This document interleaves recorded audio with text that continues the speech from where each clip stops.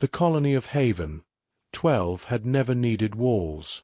It rested beneath a pale gold sky on the outer edge of human space, a farming and research settlement too small to matter to anyone except the people who lived there. Children ran between the low white school domes and the orchard fields, their laughter drifting over irrigation canals and solar towers. Teachers called them back to class. Parents waved from cargo loaders and greenhouse platforms. It was ordinary, gentle, and far from the places where the galaxy liked to pretend power mattered most. That was why the raiders chose it. The first warning came as a scream through the colony comms, cut off almost as soon as it began. Then the sirens rose, late, confused, and trembling. Dark ships dropped through the clouds like spearheads, their hulls scarred from old wars and older cruelty. No diplomatic beacons. No demands. No hesitation. They hit the settlement center first. Plasma fire tore through the communications mast. The colony's 2 defense drones were vaporized before they could even clear their launch rails. Armed figures in black armor poured from landing craft, moving with the confidence of predators who had done this too many times. They kicked in habitat doors, dragged colonists into the open, and smashed supply depots for sport as much as profit. At first, the adults still believed there were rules. "Take what you want," Administrator Lien Mercer shouted as she stood in the central square, hands raised, voice cracking but steady. "Food, fuel cells, medicine. Just leave the civilians alone." The tallest of the raiders tilted its narrow-helmed head, as though amused by the request. Its translator crackled in broken trade speech. "We will take what teaches fear." Then it fired. Mercer fell before the crowd could even scream. Panic shattered Haven, 12. Workers fled toward the school sector. Parents ran in opposite directions, desperate to find sons, daughters, younger siblings. Smoke rolled across the neat colony lanes. Glass burst inward. Somewhere near the orchards, a transport exploded and lit the sky orange. Inside School Dome 3, Teacher Maura Ellison slammed the emergency shutters down while 23 children huddled beneath desks and against the walls. Some were crying. Some had gone frighteningly silent. One little boy kept asking where his mother was, over and over, until Maura knelt in front of him and held both his shaking hands in hers. "They'll come for us," she whispered, though she no longer knew if she meant rescue or death. "Stay low. Stay together." A thunderous impact shook the dome. The outer seal buckled. Again. Again. Then metal screamed as the door tore open. The raiders stepped inside, weapons raised, their eyes hidden behind polished black visors. For one endless second, nobody moved. The children stared. Maura stood in front of them with nothing in her hands but a classroom tablet, as if courage alone could stop a rifle. "Please," she said. The first shot struck the wall beside her head. The children cried out. And in that moment, on the floor beneath the teacher's desk, 12-year-old Elias Van finally completed the distress packet he had been building with bloody, trembling fingers on an emergency terminal linked to a maintenance relay the invaders had missed.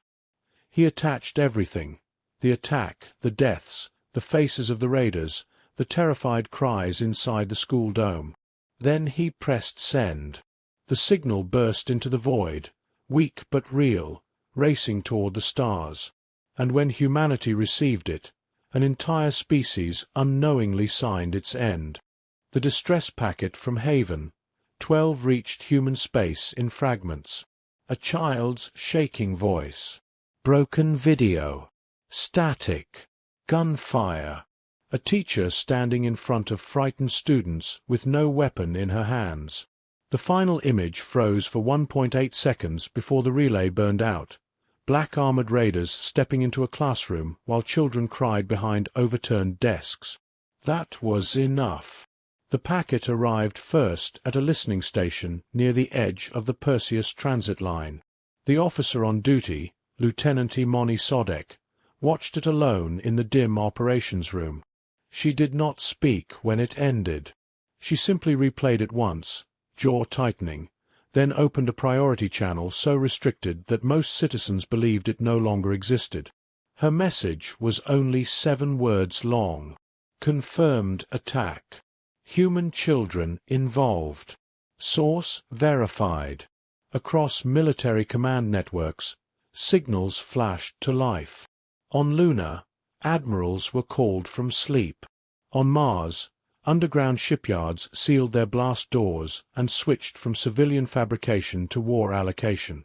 On Europa, a diplomatic summit ended mid-sentence as every human delegate rose from the table and walked out without explanation.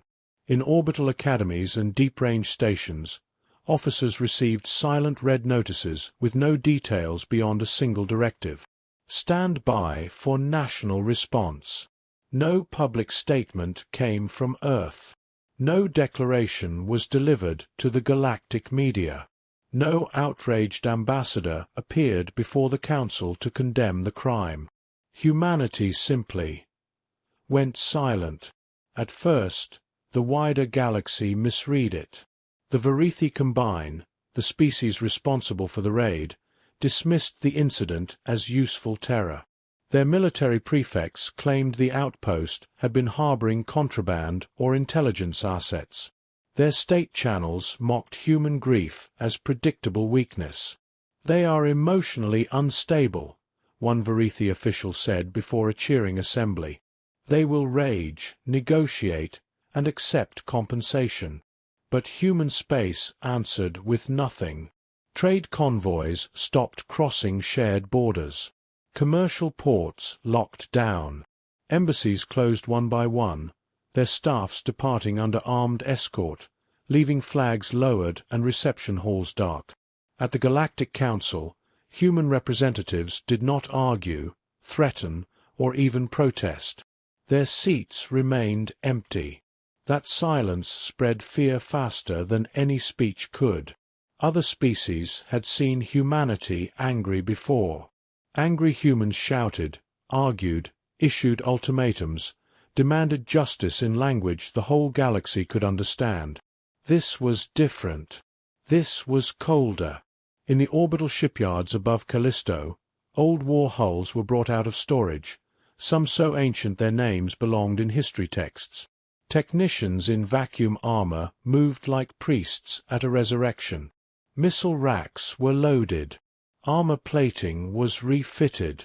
Reactor cores long held in reserve woke with blinding blue light.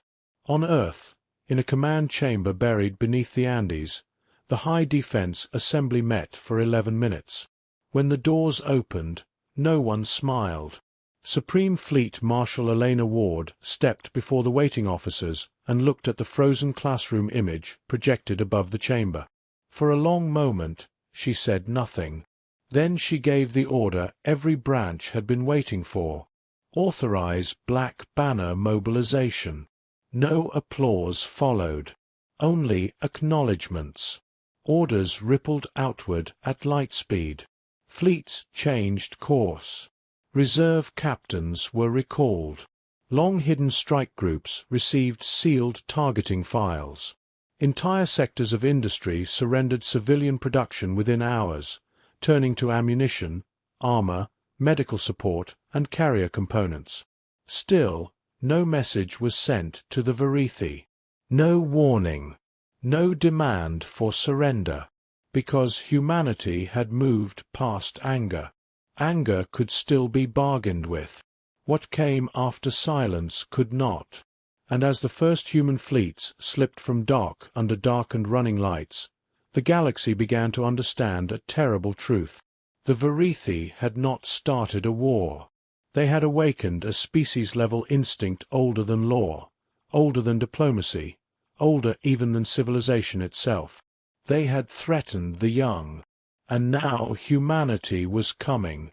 The first Varithi world to burn was not their capital.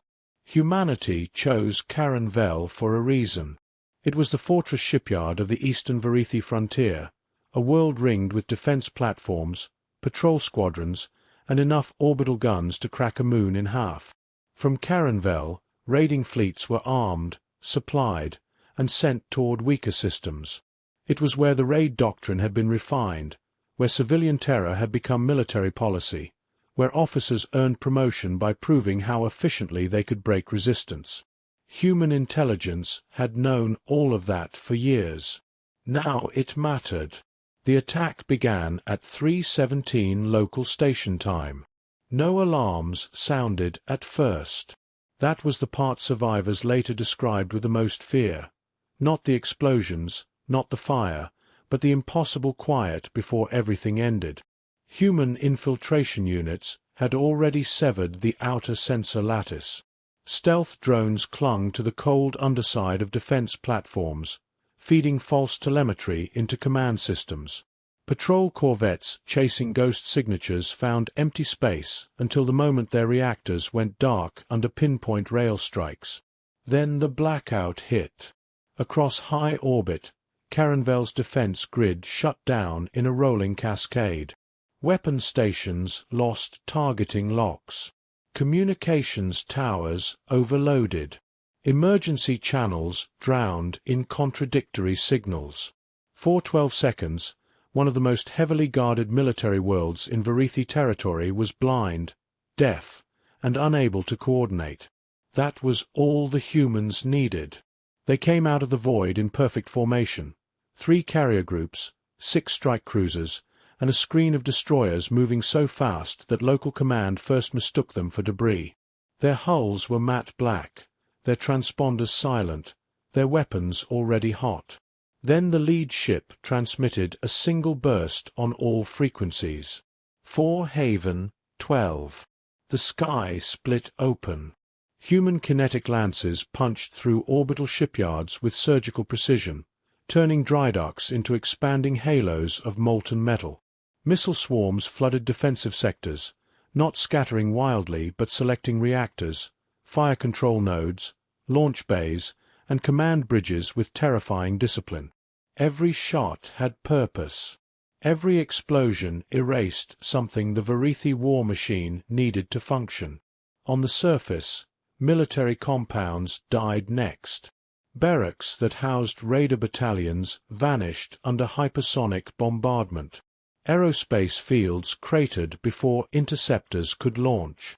Command bunkers, once thought unfindable beneath mountains of black stone, were struck by deep penetration munitions guided through shafts and maintenance routes mapped years earlier by human espionage.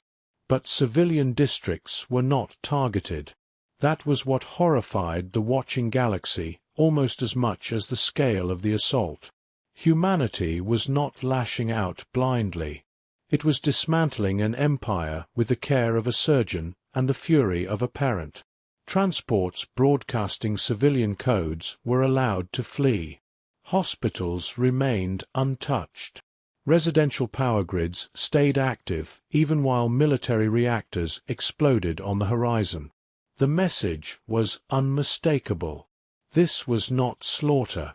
This was judgment. Inside Carenvel Central Command, Prefect General Thurex finally understood the scale of the disaster. He screamed for reinforcements, for counterfire, for planetary shields to be restored, but reports kept dying in his ears. Eastern Battery destroyed. Fleet Reserve gone. Shipyard 7 venting atmosphere. Boarding signatures in the lower command tiers. Humans were inside the fortress.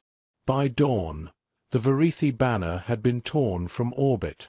By noon, every military installation on Carenvel was silent, and when the first images spread across the galactic networks, black human warships hanging over a broken fortress world, their guns lowered only after its war-making power had been erased, the reaction was immediate. Panic in trade courts. Silence in Senate chambers. Fear in every species that had ever believed humans were soft because they valued mercy. Carenvel had been considered untouchable. Humanity broke it in less than 9 hours. Then the fleet turned toward its next target. because this was never about one world. And the Verithi were about to learn that the moment they stepped into that classroom on Haven 12, they had already lost far more than a battle. By the time Carenvel fell, the Verithi Combine was already lying to itself. State channels insisted the fortress world had suffered only a temporary setback. Officials blamed sabotage, rogue admirals, even fabricated human superweapons. On 100 broadcasts, sharp-toothed ministers promised swift retaliation. They spoke beneath polished banners, framed by uniforms and ceremony, trying to project the old image of control. But across Verithi space, the truth was spreading faster than propaganda. Convoys vanished between systems. Fleet relays went dark mid-transmission. Outer colonies, once loud with military certainty, began reporting sightings of human task forces emerging from impossible vectors. Above moon shadows, beneath comet debris, through abandoned jump corridors the Verithi had forgotten even existed. Wherever the humans arrived, the pattern repeated. Communications severed, command blinded, warships neutralized, strategic sites erased. No wasted motion. No theatrical cruelty. No warning. The Combine had spent generations teaching that fear was power. Now it was learning what fear felt like. At the center of that unraveling sat the ruling caste, locked inside fortified chambers on the capital world of Verith Prime.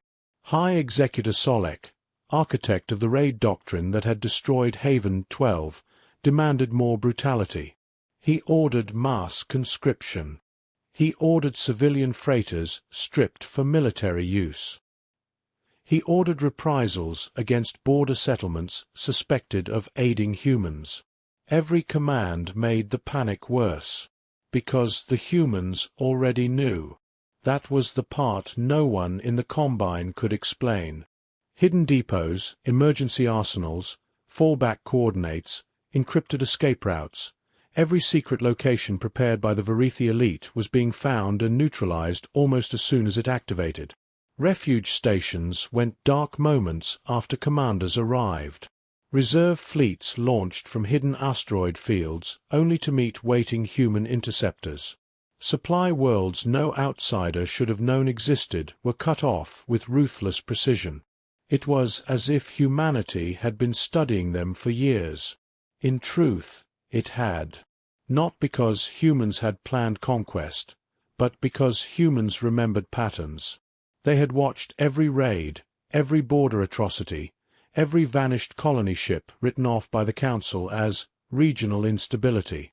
They had listened while the galaxy tolerated Verithi cruelty as long as trade remained profitable. They had collected names, maps, habits, and doctrines. Then Haven 12 had given those quiet records a reason to matter. On the 4th week of the war, the Verithi ruling families attempted to flee. A convoy of 13 stealth carriers lifted from Verith Prime under false medical codes, escorted by elite guard ships and loaded with ministers, gene heirs, treasury corps, and sacred archives. They were bound for a sanctuary system beyond the Perseus Drift, a place prepared centuries earlier for the day the Combine might finally lose a war. They never made it. Human ships were waiting at the edge of the jump lane, engines cold, formation invisible against a gas giant's rings until the convoy committed. Then their drives ignited all at once, blue-white fire cutting across the void like the opening of judgment itself. The battle lasted 11 minutes. 3 escort cruisers were disabled before they could turn. 5 carriers surrendered. The rest tried to run. None escaped. When High Executor Solek was dragged alive from his command cradle and shown the feed from Haven 12, the same terrified classroom, the same crying children, the same teacher standing defenseless before armed invaders, he reportedly said only one sentence. "We did not know humans loved this fiercely." The officer holding him, Captain Elias Moreno of the 3rd Black Fleet, answered without raising his voice. "You knew enough." That exchange spread farther than any official statement. Across the galaxy, Systems that had once traded with the Combine severed ties overnight. Allied species closed ports, froze accounts, and denied asylum to fleeing Varithi commanders. No one wanted to stand between humanity and what it had come to finish, because by then the lesson was undeniable. This was no longer merely a military defeat. The Combine was collapsing from the inside, crushed beneath the weight of its own arrogance, while humanity advanced with grim, unstoppable discipline. And on every world that still had the sense to listen, one truth settled like cold iron into the bones of history. The Varithi had harmed human children. Now there would be nowhere in the stars left to hide. By the end, there was no grand final battle. The galaxy had expected one. Commentators, admirals, and frightened senators all imagined that the last days of the Varithi Combine would end in a blazing siege over Verith Prime, with burning fleets and desperate speeches echoing across every channel. That was how empires were supposed to die. Loudly, defiantly, with enough spectacle to disguise the truth. But the truth was simpler. The Combine had already lost. Its fleets were shattered across a dozen systems. Its hidden reserves were gone. Its supply chains had collapsed, its command structure fractured, and its allies had abandoned it one by one. Worlds that had once knelt to Varithi power now lowered their banners and opened their ports to humanitarian ships instead. The empire that had ruled through fear discovered, at the very end, that fear made a poor foundation for loyalty. So when the surrender came, it came in silence. A single Varithi envoy shuttle, unarmed and broadcasting every code of submission known to interstellar law, crossed into the waiting shadow of the human flagship Resolute above Verith Prime. Inside were the last surviving members of the Combine High Directorate, their ceremonial armor gone, their voices hollow, their pride stripped down to bare survival. They asked for terms. Fleet Marshal Elena Ward listened without expression. They offered tribute. She refused. They offered territory, labor, trade routes, mining rights, everything the old galaxy usually demanded from the defeated. She refused all of it. At last, one of the Varithi ministers, his claws trembling, asked the only question left. What does humanity want? Ward stood, and every human officer in the chamber rose with her. Certainty, she said. The terms were delivered within the hour. Total military disarmament. Permanent dissolution of the Combine government. Extradition of every officer, prefect, and official involved in colonial terror doctrine or the Haven 12 raid. Occupation of all major shipyards and weapons laboratories. Restoration aid for every world the Varithi had ravaged. And above all, a binding interstellar covenant, enforced by human fleets, declaring the targeting of children by any state or military force an unforgivable crime under galactic law. The Varithi signed. They signed because there was nothing else left to do. In the months that followed, their empire was dismantled piece by piece. War academies became memorial archives. Orbital foundries that had once built raider fleets were converted into reconstruction docks. The names of the dead from Haven, 12 were carved into black stone on Earth, Luna, Mars, and 100 colony worlds. At the center of every memorial stood the same inscription: Protect the young, or answer to those who will. At the final tribunal, held not on Earth, but in the ruined school dome rebuilt exactly as it had been, the galaxy watched in absolute silence. Diplomats, admirals, merchants, scholars, species that had once mocked humanity's softness now sat beneath restored classroom lights and listened as witness accounts were read aloud. Teacher Maura Ellison's name was spoken. Administrator Lien Mercer's name was spoken. And finally, Elias Van's name was spoken, the 12-year-old boy whose trembling distress packet had crossed the stars and changed history. When the reading ended, Fleet Marshal Ward addressed the chamber and every world connected to it. Humanity believes in peace, she said. We believe enemies can become allies. We believe mercy is the mark of civilization. But there is a law beneath all laws, older than empire, older than language, older than the stars we travel. The young are not to be harmed. No one moved. No one even breathed too loudly, because every species present understood the same terrible, permanent truth. Humanity's kindness was real. Its patience was vast. Its mercy was extraordinary.